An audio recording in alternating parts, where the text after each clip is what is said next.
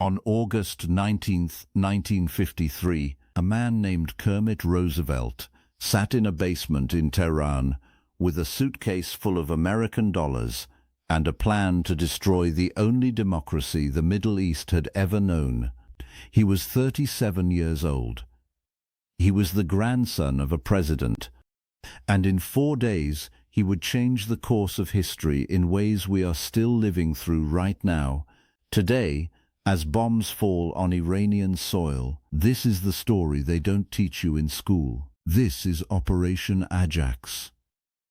To understand what happened in 1953, you have to understand what Iran looked like before the CIA got involved. And the truth is, it looked nothing like what most people imagine. In the early 1950s, Iran was one of the most progressive countries in the Middle East. It had a functioning parliament. It had a free press. It had a prime minister who was elected through a democratic process. His name was Mohammad Mosaddegh. And according to historians, he was one of the most popular leaders Iran had ever seen. Time magazine named him their Person of the Year in 1951. Not the President of the United States, not Winston Churchill. The Prime Minister of Iran. But Iran had a problem. And that problem was oil. Since 1908, a single British company, the Anglo-Iranian Oil Company, which would later become BP, had controlled virtually all of Iran's oil.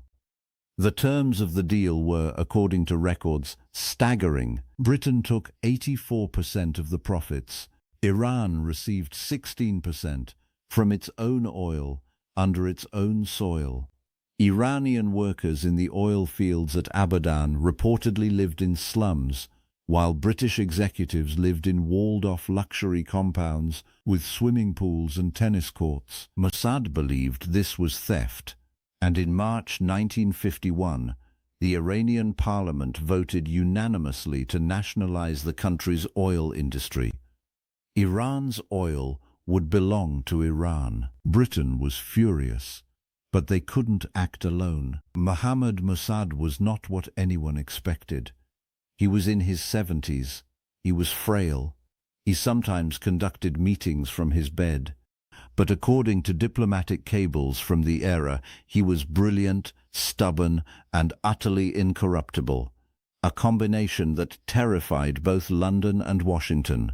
When Britain imposed a crushing naval blockade on Iran's oil exports, Mosaddegh didn't blink. When they froze Iranian assets, he tightened his belt. When British intelligence MI6 drew up a plan called Operation Boot to overthrow him, Mosaddegh caught wind of it and expelled every British diplomat from the country. So Britain turned to America, and they used the one word that could get Washington's attention in 1953: communism. According to declassified CIA documents released in 2013, British intelligence pitched the overthrow not as a protection of oil profits, which it was, but as a defense against Soviet expansion. They told the Eisenhower administration that if Mosaddegh stayed in power, Iran would fall to communism. The domino theory, it worked. By April 1953, the CIA had authorized $1 million, roughly 11 million in today's money, to fund the operation.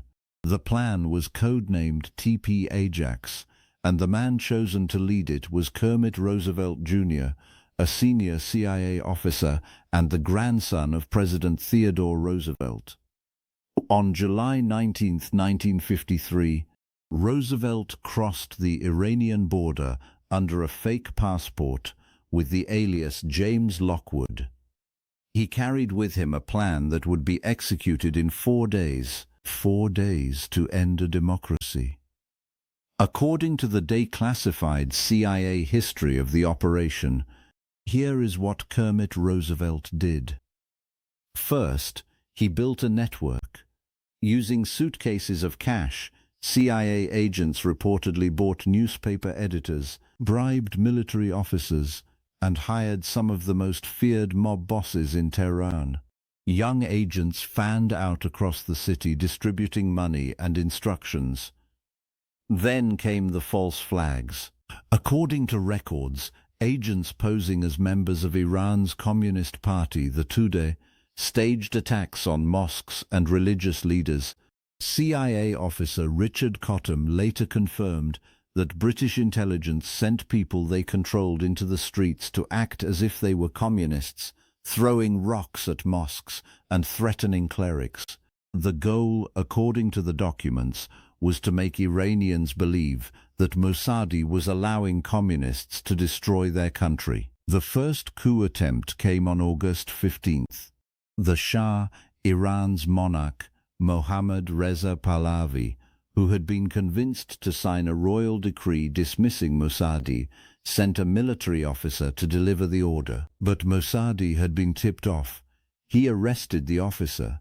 The Shah panicked and fled the country to Baghdad, then Rome. Neo-CIA headquarters sent a cable to Roosevelt: "Abort the mission. It's over."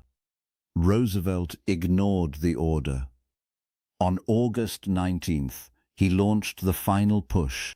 According to the CIA's own history, paid mobs were bussed into Tehran from the surrounding countryside. Thugs hired with American cash took over the streets, chanting pro-Shah slogans and attacking government buildings. At the same time, military units that had been bribed switched sides. Tanks rolled through the streets. By the end of the day, between 200 and 300 people lay dead in the streets of Tehran. Mossadegh's home was shelled by tanks. He surrendered the next morning, climbing over the wall of his destroyed garden in his pajamas. The democracy was over. It had taken 4 days.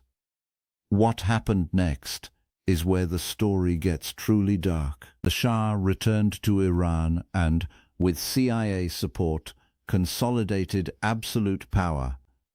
As a thank you to the Americans, records show he signed over 40% of Iran's oil fields to US companies. The British got their share too. In 1957, with direct assistance from the CIA and Israel's Mossad, the Shah established SAVAK, a secret police force that, according to human rights organizations, became one of the most brutal in the world.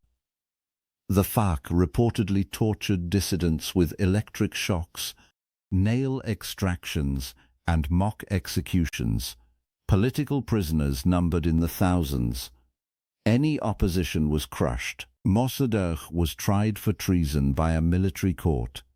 The prosecution demanded the death penalty. He was sentenced to 3 years in solitary confinement, then placed under house arrest for the rest of his life.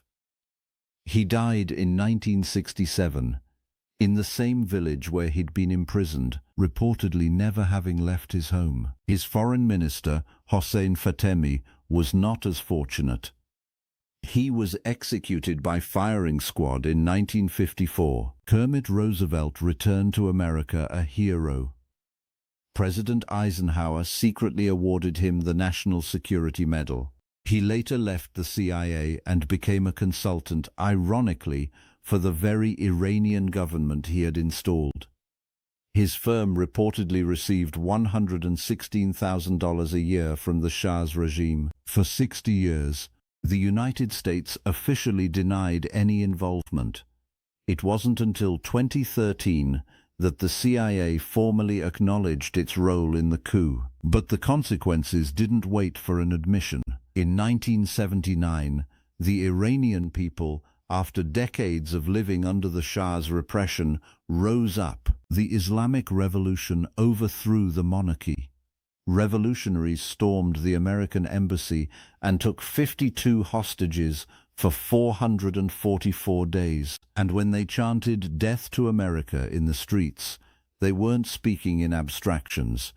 They were speaking from memory. Every major confrontation between the United States and Iran since that day, the hostage crisis, the proxy wars, the nuclear standoff, and the conflict happening right now traces a direct line back to 4 days in August 1953. Before I tell you the part of this story that most people get wrong, if you want to go deeper on the history behind the headlines, I'd recommend the book The Coup by Ervand Abrahamian.